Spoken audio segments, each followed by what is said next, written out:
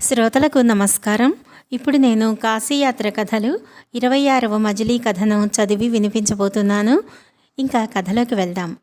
రత్నసిద్ధుడు, గోపాలుడు క్రమంగా 26వ మజిలీకి చేరుకున్నారు. ఎప్పటి అలవాటు ప్రకారమే గోపాలుడు ఆ నగరంలోని వింతలు చూడటం కోసం వెళ్ళిపోయాడు. రత్నసిద్ధుడు తన స్నానాధికాలు ముగించుకుని జపం చేసుకుంటున్నాడు. వెళ్ళిన కొద్దిసేపటికే గోపాలుడు తిరిగి వచ్చాడు. కానీ ఇంకా రత్నసిద్ధుడి జపం పూర్తి కాలేదు.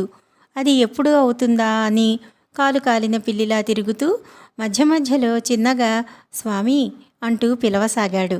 కానీ రత్నసిద్ధుడు తన జపం పూర్తి అయ్యే వరకు కళ్ళు తెరవలేదు. జపం పూర్తయ్యాక రత్నసిద్ధుడు కళ్ళు తెరిచి, గోపా, నీకు ఎన్నిసార్లు చెప్పాలిరా? నేను జపం చేసుకునేటప్పుడు మధ్యలో నన్ను మాట్లాడించవద్దని చెప్పాను కదా అన్నాడు చిరుకోపంగా. అప్పుడు వాడు కొద్దిగా నసుగుతూ, తప్పైపోయింది స్వామి, కానీ ఏం చెయ్యను? ఈ ఊర్లో ఒక చెరువు ఉంది. అక్కడ ఒక వింత దృశ్యం కనపడింది. ఆ చెరువు గట్టు దగ్గర 2 ఇనుప స్తంభాలు ఉన్నాయి. నేను ఆ చెరువులో దిగి కాళ్ళు చేతులు కడుక్కుందామని అటు వెళ్తూ ఉంటే 2 రాజభటులు తమ చేతులతో 2 యువకుల చిత్రపటాలు తెచ్చి వాటిని ఆ స్తంభాలకు కట్టి కొరడాలతో కొట్టారు. ఆ స్తంభాల పక్కన ఒక స్త్రీ విగ్రహం పెట్టి దానిమీద దుమ్ము చల్లారు. కొంతసేపటి తరువాత కొందరు వచ్చి దుఃఖం అభినయిస్తూ ఆ చిత్రపటాలను తీసుకుపోయారు. అసలు వాటిని ఎందుకు కొట్టినట్లు, ఎందుకు కట్లు విప్పి తీసుకుని పోయినట్టు అంతా వింతగా ఉంది. కారణమేమిటో చెప్పండి స్వామి అన్నాడు. భోజనమయ్యాక ఆ విషయమంతా చెప్తాను అని వాడిని ఒప్పించి ఎలాగో వంట చేసి భోజనాలు చేశారు.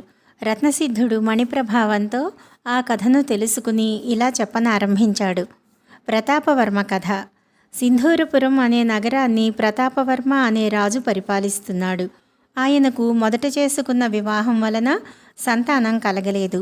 అందువలన క్రమంగా మరి 3 కన్యలను వివాహమాడాడు. అయినా వారికి కూడా సంతానం కలగలేదు. ఆయన తన భార్యలు 4 సమానంగా ప్రేమించి వారికి ఏ లోటు రాకుండా అందరినీ ప్రేమగా చూసుకునేవాడు. అన్ని విషయాలు ఎంతో సంతృప్తికరంగా ఉన్నప్పటికీ సంతానం లేని చింత మాత్రం రాజును పట్టి పీడించసాగింది. ఇలా కొంతకాలం గడిచింది. ఒకరోజు ఆ రాజ్యానికి ఒక మంత్రసిద్ధుడు వచ్చాడు. ఆయన ఏమి కోరినా నెరవేర్చగల మంత్రపటిమ ఉన్నవాడు. ఆ సంగతి చారుల వలన తెలుసుకున్న రాజు ఆయన వద్దకు వెళ్ళి సంతాన భిక్షను ప్రసాదించవలసినదిగా వేడుకున్నాడు. ఆ మంత్రసిద్ధుడు రాజు చేత ఒక హోమం చేయించాడు. హోమం పూర్తి అయిన తరువాత ఆయన రాజుకు ఒక పాత్రలో పాయస ప్రసాదం ఇచ్చి దానిని రాణులకు ఇచ్చి వారు సేవించినట్లయితే సంతానం కలుగుతుందని చెప్పి రాజును ఆశీర్వదించి వెళ్ళిపోయాడు. రాజు తనకు 4 రాణులు సమానమే కనుక వారి 4కి ఆ పాయసాన్ని పంచి ఇచ్చాడు. దాన్ని సేవించిన కొద్ది కాలానికే రాణులు 4 గర్భవతులై ఒకే రోజున 4 కొడుకుల్ని కన్నారు. రాజ్యమంతటా ఉత్సవాలు జరిపించారు. రాజు యొక్క ఆనందానికి అవధులు లేవు. వారికి వరుసగా జయుడు, సూర్యుడు, శివుడు, కృష్ణుడు అని తన ఇష్టదైవాల పేరు పెట్టి అల్లారుముద్దుగా పెంచుకోసాగాడు. పిల్లలు క్రమంగా పెరిగి పెద్దవారయ్యారు. వారికి వివాహం చేయదలిచి రాజు అనేక మంది రాజకుమార్తెల చిత్రపటాలు తెప్పించి రాణులకు చూపించాడు. ఆ చిత్రపటాలన్నింటిలోనూ తనకు బాగా నచ్చిన పద్మలత అనే ఒక యువరాణి యొక్క చిత్రాన్ని జయుడి కోసం ధృవపరచగా మిగిలిన రాణులు తమకు కూడా ఆమెయే కోడలుగా కావాలన్నారు. రాజు మరలా పెద్దరాణిని ఎలాగో బ్రతిమాలి ఒప్పించి ఆ పద్మలతకు విద్య తక్కువగా ఉన్నదని మరి ఒక మందారవల్లి అనే కన్య యొక్క చిత్రం చూపి ఆమెను కుమారుడికిచ్చి వివాహం చేయవలసినదిగా నచ్చచెప్పి పద్మలత చిత్రపటాన్ని 2వ రాణికి ఇచ్చాడు. కానీ రాజు మొదటి రాణితో మాట్లాడిన సంగతులన్నీ ఆమె చెలికత్తె విని 2వ రాణికి తెలియచేసింది. అందువలన ఆమె పద్మలతను తిరస్కరించి మందారవల్లియే తనకు కోడలుగా కావాలని చెప్పింది. ఈ విధంగా 4 భార్యలు ఒకరు కోరిన కన్యనే తమకు కావాలని వాదించసాగారు. ప్రతాపవర్మ వారికి సర్ది చెప్పలేక యువరాజులను పిలిచి దేశాటన చేసి వారికి నచ్చిన కన్యలను వరించమని చెప్పి అందుకు కావలసిన ఏర్పాట్లు చేయించాడు. రాజు చేసిన నిర్ణయానికి యువరాజులు 4 చాలా ఆనందించారు. ఒక శుభముహూర్తాన వారు కావలసినంతగా ధనం తీసుకుని గుర్రాల మీద ప్రయాణమయ్యారు. 2 రోజులు ఆ విధంగా ప్రయాణం చేశాక వారు ఒక ఊరు చేరుకున్నారు. అక్కడ ఆగారు. వారి స్నాన సంధ్యాది నియమాలు పూర్తి చేసుకుని కొంత ఆహారం కొని తెచ్చుకుని భుజించిన తరువాత వారు అక్కడ నలుగురు 4 దిక్కుల వైపు విడివిడిగా ప్రయాణం చేయాలని నిశ్చయించుకున్నారు. మరలా 1 సంవత్సరం పూర్తి అయిన తరువాత తిరిగి అక్కడికే అందరూ చేరుకోవాలని తీర్మానించుకుని నలుగురు రాజకుమారులు 4 దిక్కులకు సాగిపోయారు. జయుని కథ. పెద్దరాణి కుమారుడైన జయుడు కత్తి మొదలగు ఆయుధాలు జాగ్రత్త పెట్టుకుని తూర్పు దిక్కుగా వారం రోజుల పాటు ప్రయాణం చేసి ఒక పట్టణం చేరుకున్నాడు. ఆ సమయానికి చీకటి పడింది. ఆ రాత్రి ఎక్కడ ఉండాలా అని ఆలోచిస్తూ ఉండగా పక్కనే ఒక గుర్రాలశాల కనపడింది. ఆ రాత్రి ఎలాగో అలాగా తెల్లవారే వరకు అందులోనే విశ్రమించి ఆ తరువాత నగరంలోకి పోయి బస ఏర్పరచుకోవచ్చుననుకుని అక్కడ ఉన్న ప్రదేశాన్ని కొద్దిగా శుభ్రం చేసుకుని కూర్చుని చుట్టూ చూశాడు. ఇంతలో అతనికి కొద్ది దూరంలో ఏదో వెలుతురు కనబడింది. అక్కడ ఎవరైనా ఉన్నారేమోనని వెళ్ళి చూడగా అక్కడ ఒక చితి కాలుతున్నది. చుట్టూ చూడగా కొద్ది దూరంలో ఇంకొక 2 చితులు కాలుతూ కనిపించాయి.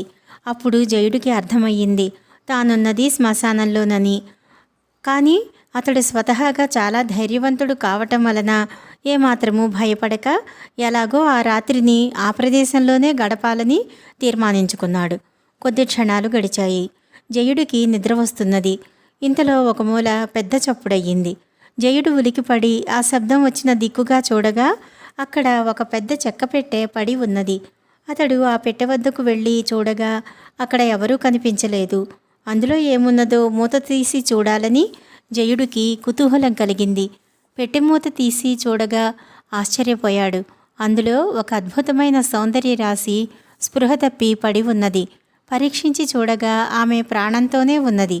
ఆమెను ఎవరో గిట్టని వాళ్ళు ఈ విధంగా చేసి ఉంటారని ఆలోచించి మెల్లగా లేపి ఆమెను పెట్టెలో నుంచి తీసి తన గుర్రంపై వేసుకుని ఊరిలోకి నెమ్మదిగా గుర్రాన్ని నడిపించుకుంటూ వెళ్ళి ఒక బ్రాహ్మణ గృహం ముందు ఆపాడు. ఆ ఇంటి తలుపు తట్టగా ఒక బ్రాహ్మణుడు వచ్చి తలుపు తీశాడు. మీరెవరు అని ఆ బ్రాహ్మణుడు ప్రశ్నించగా, అయ్యా, మేము విదేశాల నుంచి వస్తున్నాము. దారిలో నా భార్యకు అనారోగ్యం చేయటం వలన ఇంక ప్రయాణం చేసే పరిస్థితిలో లేదు. 2 రోజుల పాటు మీ ఇంటి యందు వసతి ఇచ్చినట్లయితే ఈమె కొద్దిగా స్వస్థత చేకూరాక మేము వెళ్ళిపోతాము. దయచేసి మాకు ఈ సహాయం చెయ్యండి అని అర్థించాడు. ఆ బ్రాహ్మణుడు వారిపై జాలిపడి ఒక గది చూపి వారిని అందులో ఉండవచ్చునని చెప్పాడు. జయుడు ఆమెకు ఆ రోజంతా ఉపచారాలు చేశాక మరునాడు ఆ యువతి స్పృహలోకి వచ్చింది. ఆమె ఏదో కలవరిస్తూ భయపడుతూ ఉన్నది. కొద్దిసేపటి తరువాత కళ్ళు తెరిచి జయుడిని చూసి, అయ్యా, మీరెవరు? నన్ను ఇక్కడికి ఎవరు తెచ్చారు అని అడిగింది. ముందు నీ సంగతి వివరంగా చెప్పు, ఆ తరువాత నేను అన్ని విషయాలు నీకు వివరంగా చెప్తాను అన్నాడు. ఆమె తన కథను ఇలా చెప్పసాగింది.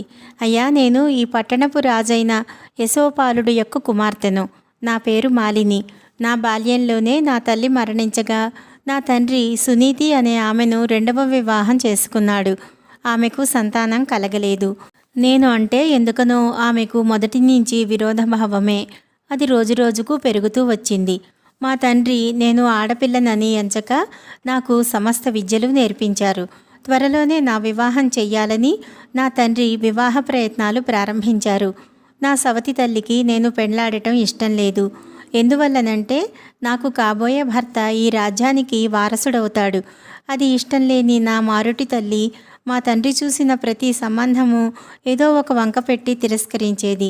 ఆమె కుటిలమైన ఆలోచన నా తండ్రికి తెలియక అది అంతా ఆమెకు నా పైన గల ప్రేమేనని అనుకునేవారు.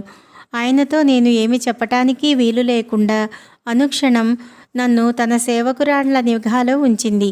2 రోజుల క్రిందట నా తండ్రి వేటకు వెళ్ళగా అదే సరి అయిన సమయంగా భావించి నా మారుటి తల్లి నన్ను చూడాలని ఉందని తన మందిరానికి రమ్మని సేవకుల చేత కబురు పెట్టింది. ఆమె ఆజ్ఞ తిరస్కరించటానికి అవకాశం లేదు కనుక నాకు ఇష్టం లేకపోయినా అక్కడకు వెళ్ళక తప్పలేదు. ఆమె ఎన్నడూ లేని విధంగా చాలా ప్రేమను చూపి కొన్ని తినుబండారాలు తెప్పించి పెట్టింది. కానీ నేను వాటిని తినటానికి భయపడ్డాను. ఆమె నాకు స్వయంగా పూలు ముడిచి గంధం పూతలు పూసింది. ఏదో ఒక పుష్పాన్ని తెచ్చి నాకు వాసన చూపగా నాకు స్పృహ తప్పింది. ఆ తరువాత ఏమి జరిగినది నాకు తెలియదు అని చెప్పి ఊరుకుంది. జయుడు అప్పుడు తన వివరాలు చెప్పాడు. తాను సింధూరపుర రాజు ప్రతాపవర్మ యొక్క కుమారుడునని, తన వివాహ ప్రయత్నాలలో భాగంగా తాను దేశాటనకు బయలుదేరానని చెప్పాడు. అప్పుడు మాలిని ఈ విధంగా అన్నది, మీరు నన్ను రక్షించారు, వివాహ ప్రయత్నాలలో ఉన్నారు కనుక నన్ను తమ భార్యగా స్వీకరించినట్లయితే నేను ధన్యురాలనవుతాను అని నమస్కరించి తల వంచుకున్నది. జయుడికి చాలా ఆనందం కలిగింది. ఎందుకంటే ఆమెను మొదటిసారి చూసినప్పుడే అతనికి ఆమెపై అనురాగం కలిగింది. తను కోరిన విధంగా కన్య లభించినందుకు చాలా ఆనందించాడు. 2 రోజుల పాటు జయుడు ఆమెకు శ్రద్ధగా పరిచర్యలు చేయగా ఆమె పూర్తిగా కోలుకున్నది. ఒకరోజు సాయంకాలం సమయంలో జయుడు ఆమె వద్దకు వచ్చి ఇలా చెప్పాడు, ఈరోజు నేను అంగడికి పోయి ఉండగా అక్కడ కొందరు ఆడుకుంటున్న మాటలు విన్నాను. వాటి సారాంశం ఏమిటంటే, నువ్వు నీ తండ్రి లేని సమయంలో ఒక పరాయి పురుషునితో ఇల్లు విడిచి వెళ్ళిపోయావని నీ తండ్రికి వేట నుండి తిరిగి వచ్చాక నీ తల్లి చెప్పినదట. ఆయన అందుకు కోపించి నిన్ను వెతకటం కోసం గూఢచారుల్ని పంపాడట. ఈ విషయం అందరూ చెప్పుకుంటున్నారు.